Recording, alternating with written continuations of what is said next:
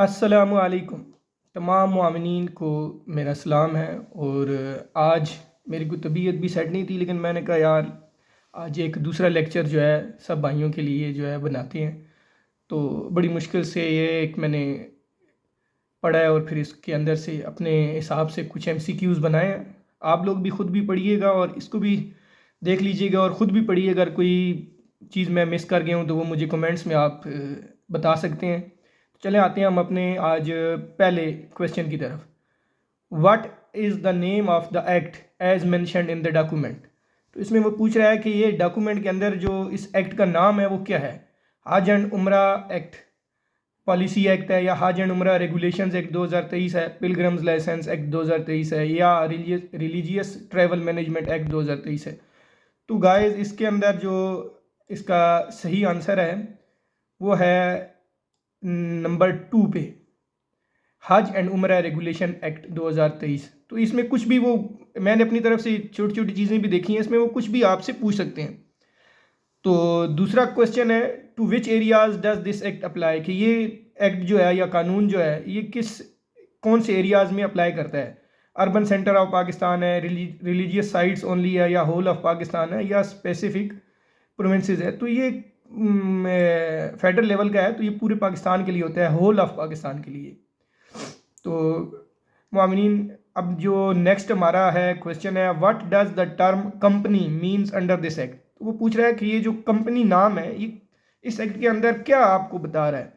A registered business unrelated to Hajj and Umrah services, के एक business जो हज के साथ जिसका कोई लेना देना नहीं है वो है, या a company incorporated under companies act 2017 and registered for Hajj and Umrah services, या वो कंपनी जो एक बनाई गई है 2017 कंपनीज़ के एक्ट के अंदर और हज और उम्रा की सर्विसेज के लिए बनाई गई है, रजिस्टर हुई है, या ये है, या any group involve in religious activities only international travel agency.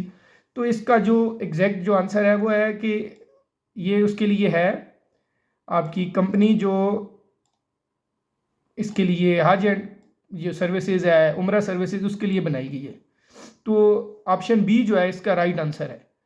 तो गाइस अब चलते हैं हमारा क्वेश्चन नंबर जो 4 है, who is refer to an as affectee in this act. इस एक्ट के अंदर जो इफेक्टी है वो कौन है। A service provider offering Hajj and Umrah tours, कि जो सर्विस हमें प्रोवाइड कर रहा है हज और उम्रा टूर्स में वो है, या एन इंटेंडिंग और एक्चुअल पिलग्रम हु सफ़र्स हार्डशिप और लॉस, कि वो बंदा जो हज और उम्रे के दरमियान जो है ना वो उसने वहाँ पे कुछ सफ़र किया है, अपना नुकसान किया है, या उसको तकलीफ़ें वहाँ पे बर्दाश्त करनी पड़ी हैं, ये है। तो इसका या तीसरा यार government official managing pilgrims activities, तो और ट्रैवल एजेंसी ओनर। तो इसमें जो इसका राइट आंसर है वो है एन इंटेंडिंग, जो मतलब हाजी है उसका वहाँ पे कोई लॉस हुआ है या उसने कोई तकलीफ़ बर्दाश्त की है, तो अफेक्टी वो इस एक्ट के अंदर वो है। अगला हमारा क्वेश्चन है, what is the role of the appellate committee, कि जी इस अपेलेट जो कमेटी है इसका रोल क्या है। To resolve dispute between organizers, के जो कोई झगड़े हैं ऑर्गेनाइजर्स के बीच में उनको रिजॉल्व करना है, या to hear and decide appeals against decisions of the complaint disposal committee, या उन लोगों की अपीलें सुनना है जिन लोगों को कंप्लेंट डिस्पोजल कमेटी ने कुछ उनके खिलाफ चीज़ डिसाइड की हुई है तो उसके खिलाफ जो है वो करना है। टू एलोकेट हज कोटाज टू सर्विस प्रोवाइडर्स, चौथा है इसका to issue license to travel agency. तो भाइयों इसमें जो है वो है जो सेकंड इसका ऑप्शन है, to hear the and decide appeals against decision of the complaint committee. तो जो पहले कोई भी बंदा जो है वो कंप्लेंट डिस्पोजल कमेटी में जाएगा, फिर उसके जो वहाँ से जो उसके खिलाफ या उसके हक में फैसला आएगा तो दूसरा फरीक या वो खुद जो है ना फिर नेक्स्ट लेवल पे अपेलेट कमेटी है तो इसके अंदर वो जाएगा। गाइस अगला जो हमारा क्वेश्चन है वो है, what does black listing means under this act, कि इस एक्ट के अंदर या इस कानून के अंदर ब्लैक लिस्टिंग का क्या मतलब है।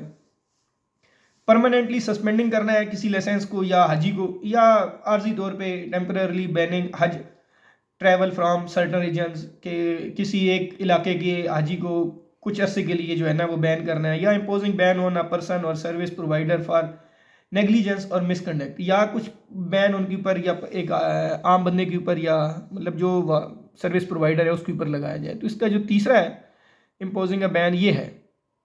तो फिर क्वेश्चन नंबर 7 है, what is the primary purpose of this act, कि इस कानून का जो है ना वो मेन मकसद क्या है, तो है to increase government revenue from Hajj and Umrah, कि हज और उम्रा के लिए गवर्नमेंट का रेवेन्यू बढ़ाने के लिए ये है, या रेगुलेट किया जाए मैनेज हज और उम्रा एक्टिविटीज़ को, या प्रमोट किया जाए हज सर्विसेज को, या limit the numbers of Pilgrim annually. तो इसमें जो इसका दूसरा है टू रेगुलेट है, इसका मेन मकसद है कि हज और उम्रा एक्टिविटीज़ को आपने इफेक्टिवली उसको रेगुलेट करना है। तो गाइस वो थोड़ा सा वीडियो में प्रॉब्लम आ रहा है क्योंकि मैं तो इस चीज़ का कोई कभी बनाई नहीं है, तो अगर कोई थोड़ा बहुत आपको भी प्रॉब्लम आए तो माफ़ कीजिएगा। तो हमारा अगला क्वेश्चन है, who is responsible for addressing grievances under this act, कि कौन किसकी ज़िम्मेदारी है कि वो किसी का अगर कोई शिकायत है तो उसको वो हल करे। तो इसका पहला ऑप्शन है पिलग्रम्स देमसेल्व्स के हाजी जो जहाज हैं वो खुद ही हैं, या complaint disposable committee and appellate committee, या मिनिस्ट्री ऑफ फॉरेन अफेयर्स।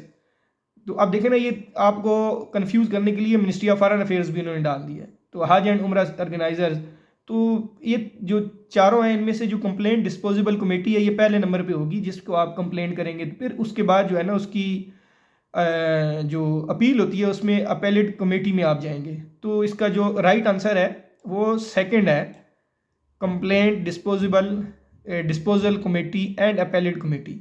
तो ये इसका एग्जैक्ट आंसर है। फिर आगे आए जी क्वेश्चन 9 पे, what happens to service providers found guilty of negligence of fraud, कि फिर अगर कोई जो ऑर्गेनाइज़र है वो अगर किसी की बंदा कोई शिकायत करता है तो उसमें वो गिल्टी पाया जाता है, तो उसका ये अपीलेट कमेटी उसके ऊपर क्या क्या सैंक्शंस लगा सकती है, उनके लाइसेंस सस्पेंड कर सकती है आर्जी तौर पे, या दूसरा है जी कि उनको हाजियों को कंपनसेट करना पड़ता है, तो या उनको ब्लैक लिस्ट किया जाता है परमानेंटली या कुछ पीरियड के लिए, या चौथा है they are allowed to appeal without penalties, के फिर वो पेनल्टीज़ के बगैर जो है ना अपील कर सकते हैं।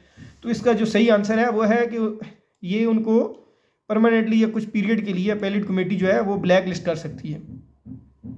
अब आए हमारे 10वें क्वेश्चन की तरफ, तो ये है when does the act take effect, कि कब जो है ये इस एक्ट ने जो है ना वो इफेक्ट कब से काम शुरू किया था। तो after 30 days of approval, after a presidential signature, immediately upon enactment.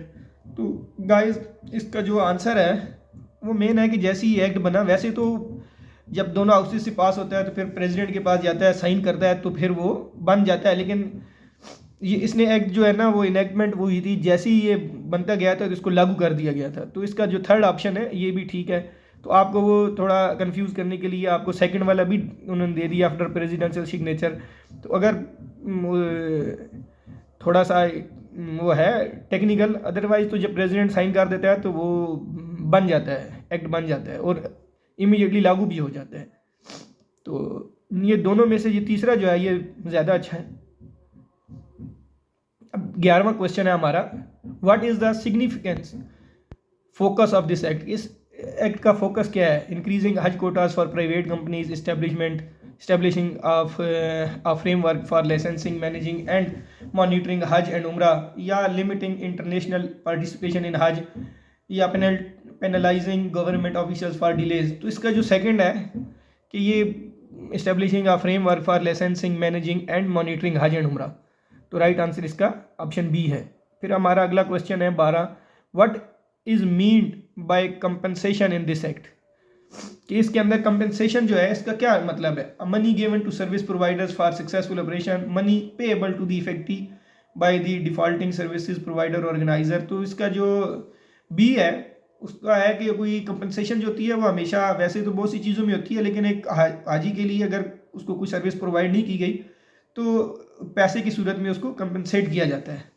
तो ये ऑप्शन बी जो है इसका राइट आंसर है। फिर आगे आप क्वेश्चन 13 के ऊपर आएंगे, what is the decision according to the act, कि इस एक्ट के अंदर डिसीजन फैसला का क्या मतलब है। A conclusion reached by pilgrims about their grievances, दूसरा है एन ऑर्डर और direction issued by the division appellate committee और CDCs in accordance with this act, या है a vote taken by the.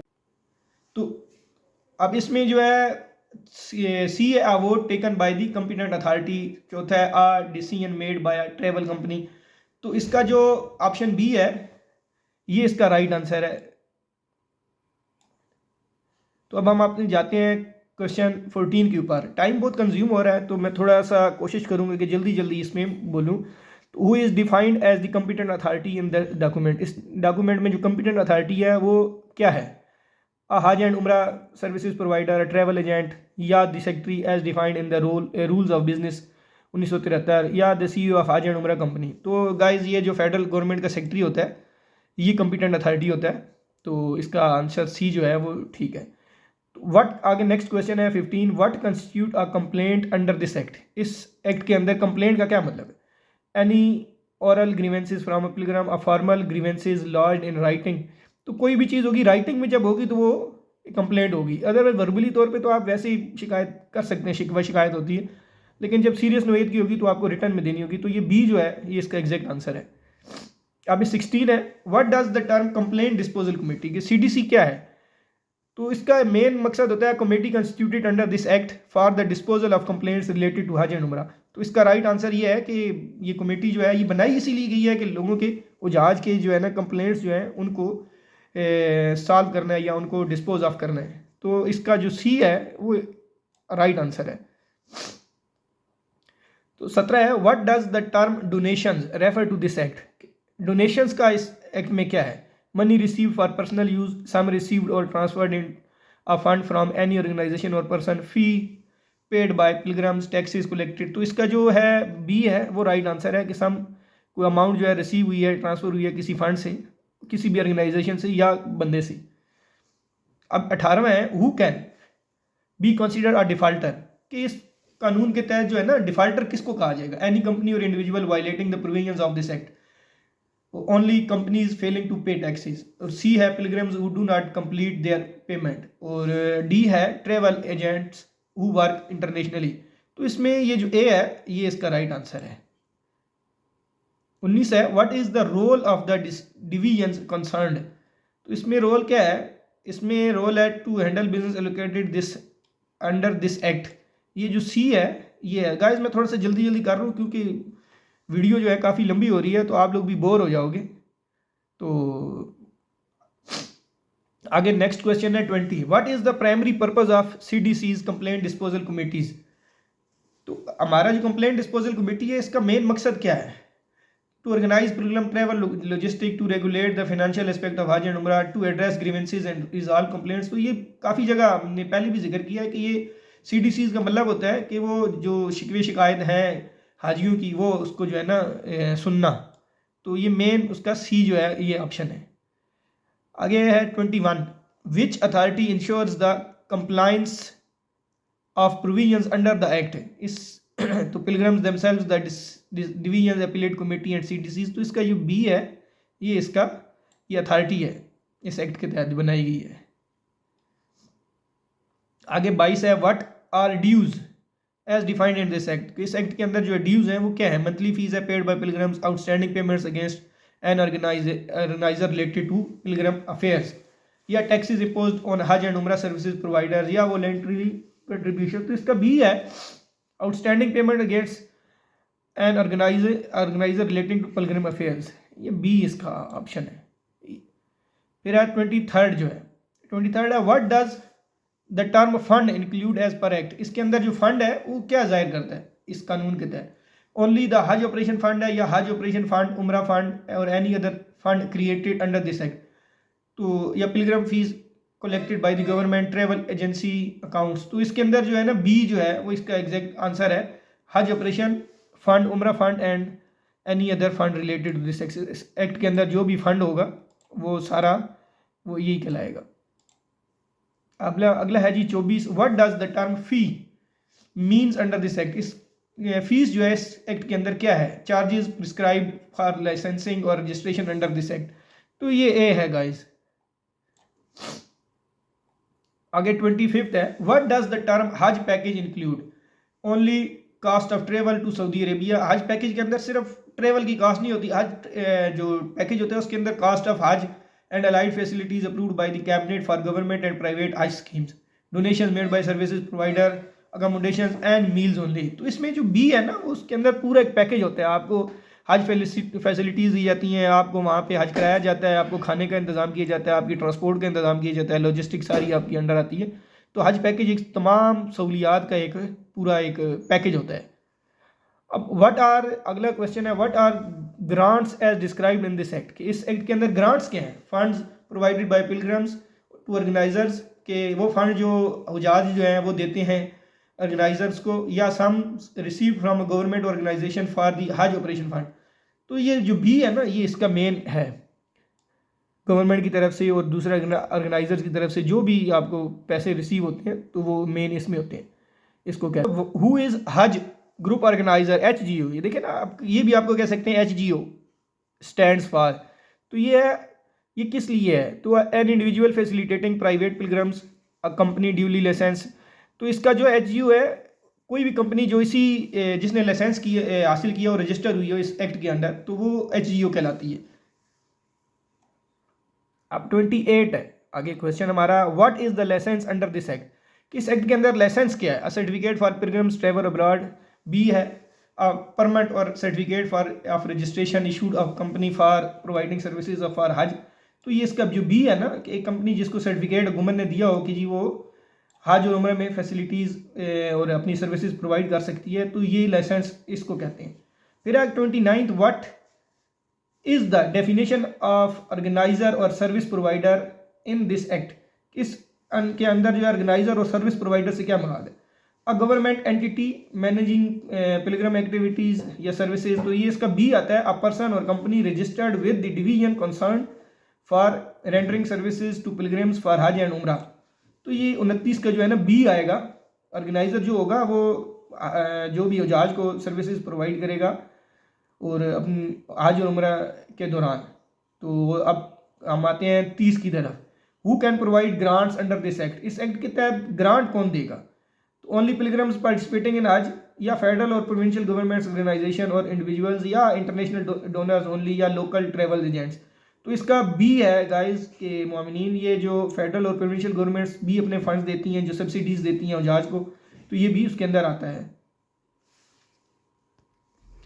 तो मोमिनीन आज इसमें मैंने अभी और भी बनाए हुए हैं, लेकिन यह है कि वीडियो बहुत लेंथी हो गई है, तो कोशिश यही है कि दोबारा जो है ना कुछ और मैं आपको अगले इसमें इसका एक और पार्ट भी बना देता हूँ, तो उसके अंदर जो है वो मैं बाकी भी डाल देता हूँ MCQs। तो अभी इस लेक्चर के लिए जो है ना, या इस वीडियो के लिए अभी बहुत हो गया, तो मैं कोशिश करूँगा कि आज या कल में इसके जो बाकी MCQs रह गए हैं या कुछ और भी इसकी रिलेटेड कोई चीज़ रह गई है तो वो मैं बीच में शामिल कर देता हूँ। तो उम्मीद है तमाम मुआवनीन को मेरी वीडियो बड़ी पसंद आई होगी, और इसी तरह आप भी मेहनत करें, हम भी करते हैं, मैंने भी अप्लाई किया हुआ है, और इंशाअल्लाह जो है अच्छे की उम्मीद है। अल्लाह पाक सबको अपने घर का बुलावा नसीब फरमाया, आमीन।